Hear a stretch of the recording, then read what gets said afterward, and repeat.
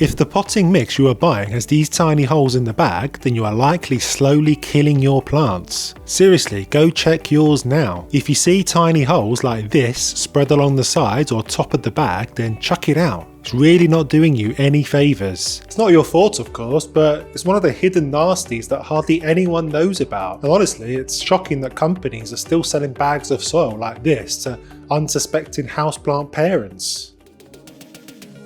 I'll tell you what bags of soil you should be using instead in a minute, but first let's peel the onion as to why this is such a problem, because it will save you a ton of heartache. Now these tiny holes are not some little critter or ant that has burrowed itself into the bag to have a party in the soil. No, these are actually man-made. The soil company has put these tiny holes in by design, and it can only mean one thing. That the soil mix inside is ripe with decomposing matter. We're talking things like compost, bark, manure, worm castings and such like. All things that bacteria and fungi love to munch on and break down into mush. Decomposing matter lets off steam, and that steam needs to be let out so the soil doesn't become a mouldy mess, which is where the little holes come in. And all of this is terrible for indoor plants. Why? Because if you bring home a bag of soil with a decomposition party going on inside, you're almost definitely going to be bringing home flies to meet your houseplants too. Specifically, fungus gnats, the most annoying of all creatures. As the name suggests, these little gits love making hay in fungus. They procreate and lay their eggs in the stuff, the weirdos, and that process will most likely already be happening in the bag long before you brought it home.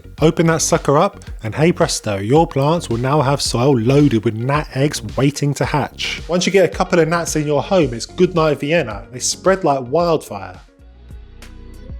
Okay, so why is this such a problem? Fungus gnats are pretty harmless, right? Well, it turns out not so much, my plant friend. You see, a fungus gnat isn't particularly fussy about what he eats. Sure, the fungus in compost is like a steak to a meathead, but once all the steak is eaten, they'll happily move on to the sausages. And the sausages in this case is your plant's roots. Now I wasn't a believer in this until I saw the damage a colony of gnats did to my Aglaonema last year. It was a plant I'd had for a few months, but he ended up looking pretty miserable, so I pulled him out of the pot to check out the roots and, well, there weren't any. Nothing, nada, niente. Just a swarm of little gits licking their horrible fat lips looking at me as if to say, have you got any more sausages? So take it from me, they most definitely don't mind munching on a root or two. And that was exactly when my war against said gnats started. One that is still raging to this very day, even though I have been able to win a few battles in the process. More on that in a bit. So yes, soil companies making the perfect breeding ground for these tiny beasts and then selling it to unsuspecting plant nerds the world over really doesn't help matters. Thankfully, you now have the perfect way to tell if there's a potential problem. Holes in the bags. Simple yet brilliant.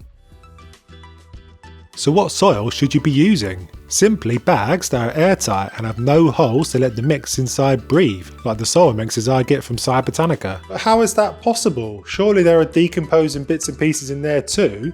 All soil is made equal, right? It turns out not so much. It all depends on what's inside. Instead of the steaming piles of compost found in the holy bags, these are primarily made of coconut core, which breaks down at a much slower rate. Instead of sweaty bits of bark, we've got coconut husk chips. Again, there's no steam coming off coconut husk chips. Instead of lovely, hot, steamy manure, we've got much friendlier, less smelly worm castings. All of these ingredients are far less appetising to our fungus gnat friend. It's like a pig being given a fluffy king-sized bed to sleep in. You'd much rather have mud and whatnot to mess around in. So proper bags of soil designed with houseplants in mind are usually airtight because no CO2 is being created from decomposing bits of garden stuff, and when you open up a bag, you're not going to get a swarm of fungus gnats flying out and down your throat. For the longest time, I was making my own soil mixes with 5 parts compost and 2 parts perlite. It's a great mix for plants, don't get me wrong. The compost has great nutrients and the perlite makes it nice and light for the roots to breathe. But I had a serious gnat problem.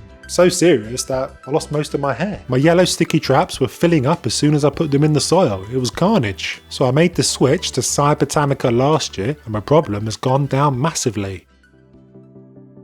The problem went down but it wasn't gone completely. So what do you do when you're at the end of your tether with these tiny winged terrors? What's the best way to get rid? Because once they're in your house, you really do need to get the war chest out and send them back from whence they came. They won't leave of their own accord, that's for sure. I'll spill the beans on what's good and what's not in a sec, but first I just want to encourage you to download my free plant troubleshooting handbook linked in the description. It's a treasure trove of plant issues and how to solve them. Nab it now. Now, I've tried all the remedies under the sun and I've only had moderate success at best. In fact, I would say there are only a couple of things that truly work. The first thing to know about these pathetic pests is that they love wet soil. They need it to get under the sheets and make babies. Don't ask me why, but that's just the way it is. So what do? I keep the top of the soil to all my plants as dry as possible. The first couple of inches of soil is where all the procreating magic happens, so pull the sheets from under their bum and they won't be happy. But how is this possible? When we pour water over the soil, the top gets soaked. Bottom watering, my plant friend. Get it just right and the lower half of the pot is perfectly moist and the top remains dry. Admittedly, this does only help keep them at bay. They're ready and waiting to pounce on the slightest mistake you make, so it's difficult to keep them out entirely. I've tried the old laying bowls of apple cider vinegar around the house like a madman trick, but this didn't do much at all. I mean, you need a lot of bowls dotted around to have any impact, and I just couldn't stand the smell. Give me some fish and chips and I ain't having vinegar. Can't stomach the stuff. This only targets the adult anyway. By the time she succumbed in the bowl of vinegar, she'd have laid 1 million eggs in the soil already. Hydrogen peroxide is a remedy that tons of folks swear by, of course, but I had no joy with it at all. Maybe my gnats are a mutant breed or something, because I just got the impression this remedy wasn't hardcore enough for them. I'd actually say it seemed to make the gnat more persistent, as if she was laughing at me and shouting, "Is that all you've got? Give me more sausages, you fool." And the idea of drenching the soil to get it to work is at odds with keeping the top of the soil dry. Not for me. I'd really high hopes for diatomaceous earth. This stuff is great for sapsuckers like spider mites and thrips, but it's hard to get it to work properly for gnats. The theory is that the gnat rolls around the silica when he's dancing along the surface of the soil, gets coated, can't get it off, and dies a horrible death like a slug getting coated in salt. But the issue with diatomaceous earth is that it only works when it's absolutely bone dry. When it gets wet and clumpy, it doesn't stick to the gnat. So adding something that is meant to remain bone dry on top of the soil or plants isn't really a recipe for success. So what does work, Mr. Sheffield? There are two things that can reliably kill off a population of the root-munching rebels. One of which I've used with great success, but which you might be squeamish about, and the other I can't actually get access to. BTI is the one I can't get access to, but I've read so many good things about it and heard so many success stories, plus the theory is spot on. BTI is a bacteria you add to the soil. The larvae of the gnat eat the BTI when they feed. Inside the larvae's stomach, BTI produces toxins that become active. These toxins create holes in the larvae's stomach lining, and the larvae can't eat anymore and die from infection and starvation. Grim, isn't it? BTI is the main ingredient in mosquito bits, of course, and if you live in the States you can happily use this to your heart's content, but for us Brits it's only really available to commercial growers. Not sure why, but it's not been approved for home use really. So the solution that I've been able to get my hands on is an army of fearless little warriors that invade all the territories of the Gnat Kingdom for you and destroy and conquer to bring harmony to the land once and for all. We're talking little worms that you release into the soil of your plants that then go on to hunt and eat the fungus gnat larvae, destroying the life cycle in the process. Yes, beneficial nematodes. I know what you're thinking. Ew, right? I felt the same way, trust me. I avoided using them for the longest time for that exact reason. The thought of adding more bugs to my plants made me itchy all over, so I endured countless ineffective remedies for far too long. But honestly, there's really nothing to be squeamish about. They're just thousands of tiny microscopic worms that you willingly introduce into the soil of your plants, where they'll hunt down and burrow into the gnat larvae, eating them from the inside out, then moving on to the next victim, leaving nothing but a barren wasteland in their wake. Charming, isn't it? But they're just so effective. Why? Because they're not a one-hit wonder like so many other remedies. They stay in the soil like stealthy ninjas, waiting to attack their enemy until there's nothing left to attack. This means if those pesky gnats keep coming back to lay their eggs, the nematodes will be swarming like sharks around a fishing boat, ready to devour their prey. When there's nothing left to prey on, they simply die off, completing the circle of life. It's perfect.